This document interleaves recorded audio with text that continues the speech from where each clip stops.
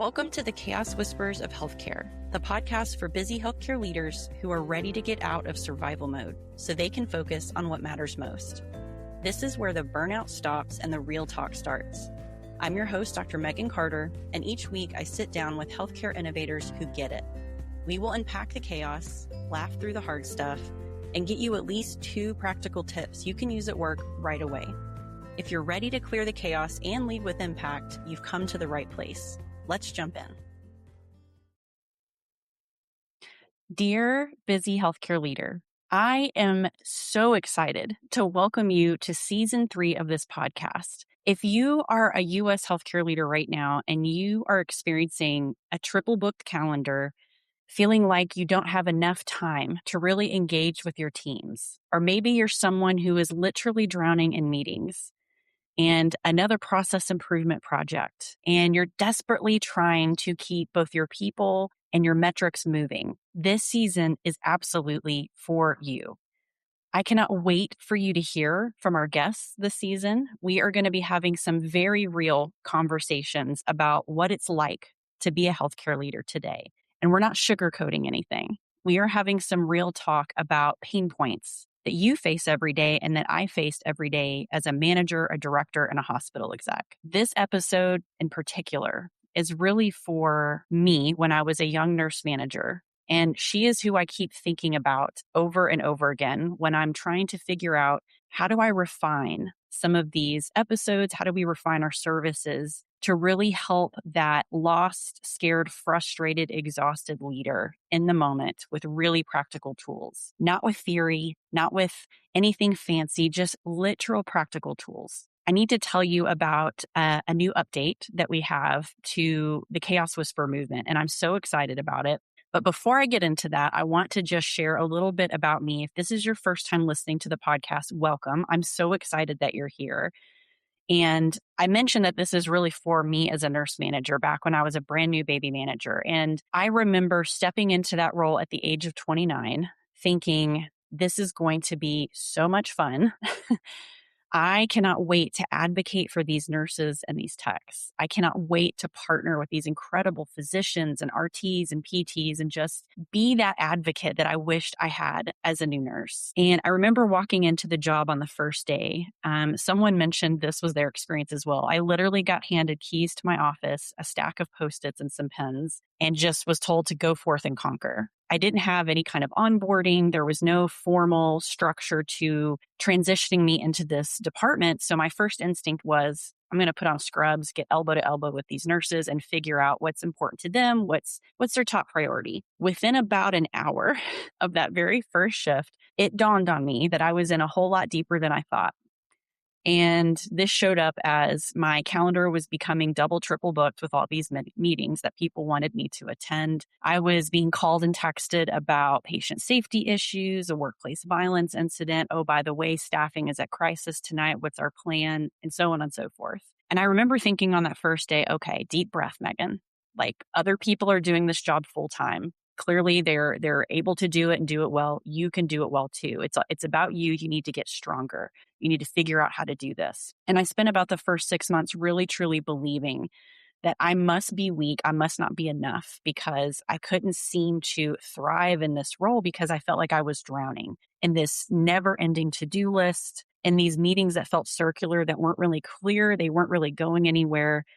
And of course, my staff coming to me, venting and, processing their big emotions. And I remember coming home one day and telling my husband, I don't know if this is the right path for me. And my husband's so patient. If you know anything about him, he's the most patient guy in the world. And he asked me some really great questions. And I realized it was probably more about the approach, the culture, and how we had set up healthcare leaders in general. It may not necessarily just be me. So I started taking a different approach to how I handled that workload, my calendar. And over the years, as I moved into a director role and then in a hospital exec role, even through the pandemic, I really honed in on what worked well for my team and for myself. And that was the birth, even though I didn't realize it at the time, of this Chaos Whisper movement. And so I want to share this framework and these tools with you, but I don't want to get too into the weeds because I don't want to give away some of the fun that you're going to hear about from our guests. So it turns out that I wasn't the only one that experienced this, which was, realization number one. The more I talked to other managers, other directors, other leaders, they were like, me too.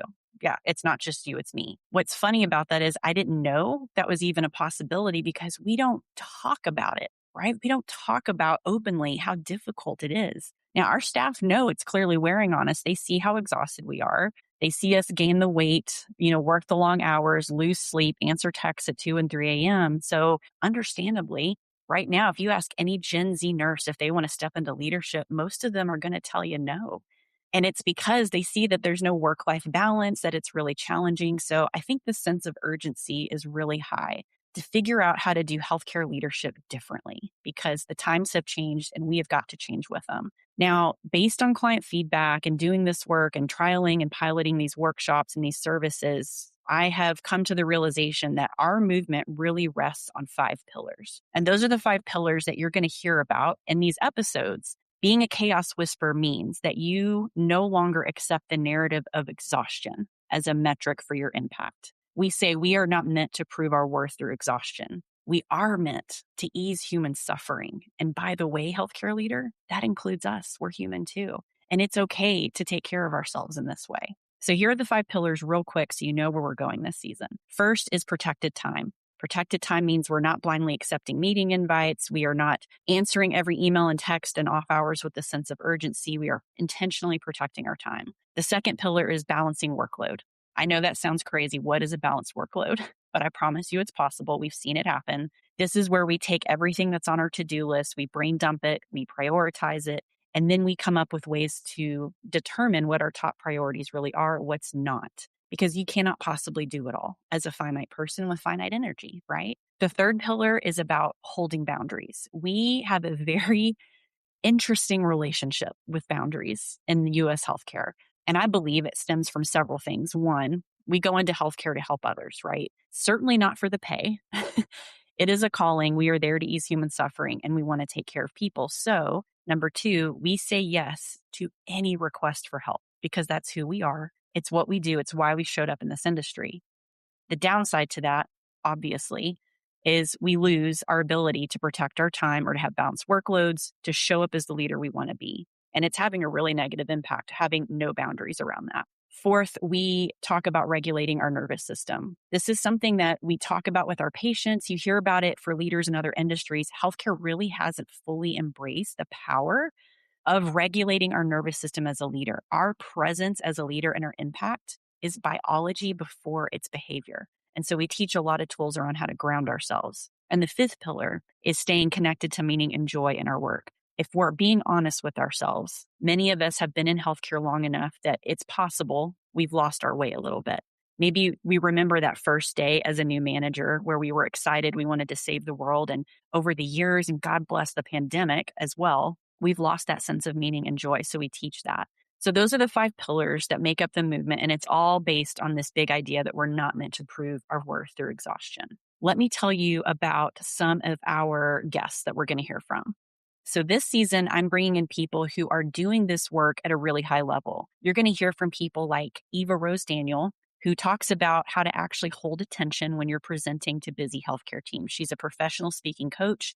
I've been following her. She's been my coach. She's incredible. So if you're a leader and you have to give updates of any sort, I don't care how small or big the group is, you're going to get so much out of her episode. We are also going to hear from Dr. Brian Sexton, who is the Chief Wellness Officer at Duke. He's going to talk about that lovely phrase of well-being. We have not seemed to crack this nut in healthcare leadership, and he brings a really fresh third-party perspective to this, gives us some really powerful tools, and helps us reframe how we view well-being as a leader. We're going to have Andrea Coyle come in. She's from Joymetrics, their Chief Clinical Officer. She's going to talk about burnout because let's be honest, we've all experienced it.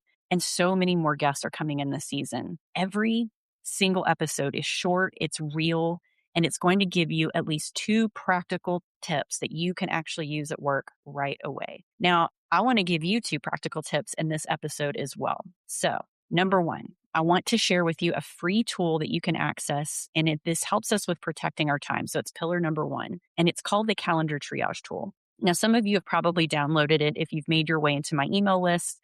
And we had a very specific tool for this, but it didn't really address the different perspectives. So we now have 2 separate calendar triage tools. You can grab it today. One is from the meeting organizer view. And the triage algorithm walks you through, should this meeting even exist? Are these all the people we should really be bringing into this meeting? The other tools from the attendee view. We all get meetings requested, and our presence is requested multiple times a day, every day. And most of us have a habit of just accepting it and figuring it out, right? That's why our calendars look like a crazy Sudoku puzzle, right? So this from the attendee view really asks the questions and objectively evaluates, do I really need to attend this meeting? Am I truly value added? Is this value added to my priority list? And so those are two super powerful tools you can use. It also asks questions like, is this mandatory? Is it driving value? What does value mean to me? And then we talk about how to say no. If I need to decline an invite, how do I do that without burning a bridge? I'm super excited about the tool. It came from what I was doing internally and mentally once I made it to the director and ACNO role.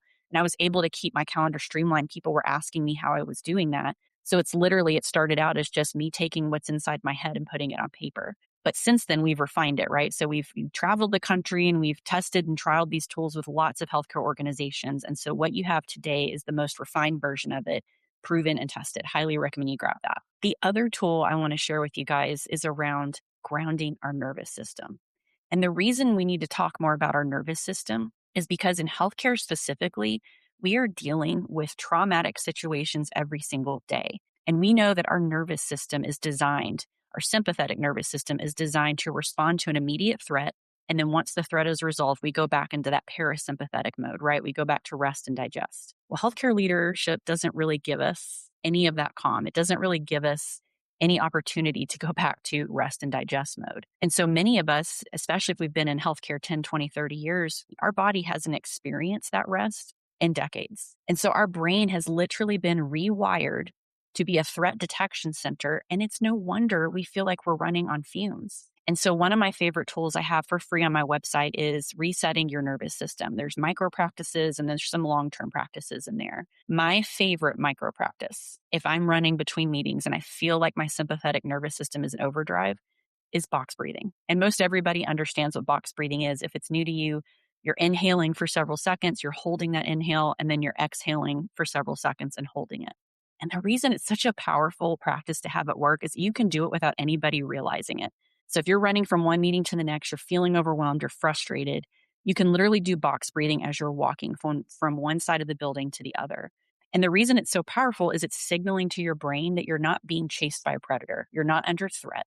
Because if you think about it, how do we breathe when we're under threat? We pant. We breathe really fast. Our body wants us to be able to run quickly. Box breathing undoes that damage, and it helps our signal to our brain that we're in a safe place. And so we show up to the next meeting and we at least have some influence over how we show up, our presence, and our impact in that meeting. So those are two examples of some of the free tools that are there for you. Feel free to download them. I'm going to put a direct link in the show notes so you can take advantage of them. I hope that you enjoy the season as much as I've enjoyed interviewing all of these incredible experts. I know for a fact there's something for everyone in here. This isn't just for nursing leadership. This isn't just for executives. This is for anybody in a leadership role in the U.S. healthcare. Some other previews I want to give you guys are things like workshops and keynotes that are all new. You're welcome to check those out. I would love to bring this movement to you and your organization. If you are feeling like you're hearing any examples of yourself or your team in these episodes, please feel free to reach out.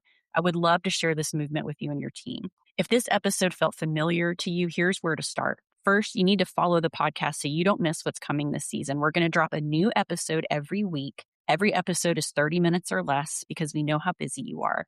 And it's intended for you to be able to listen to it while you're on your commute to work so that by the time you get there, you've got super practical tips to help you stay sane while you're at work. If you're already thinking about your team, your leaders, your organizations, this is exactly the work we bring into healthcare systems through those keynotes and workshops. If your calendar is full, if your teams are stretched and things still feel harder than they should, that's usually the signal that it's time for a different way of working.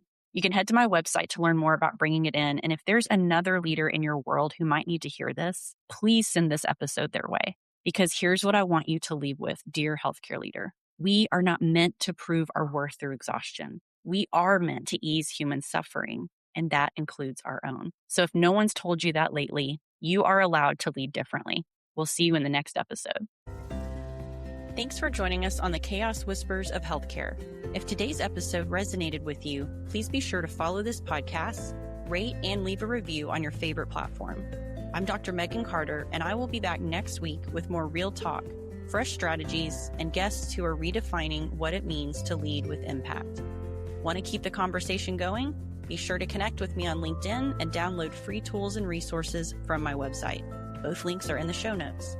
Let's heal this broken healthcare system together, one day at a time.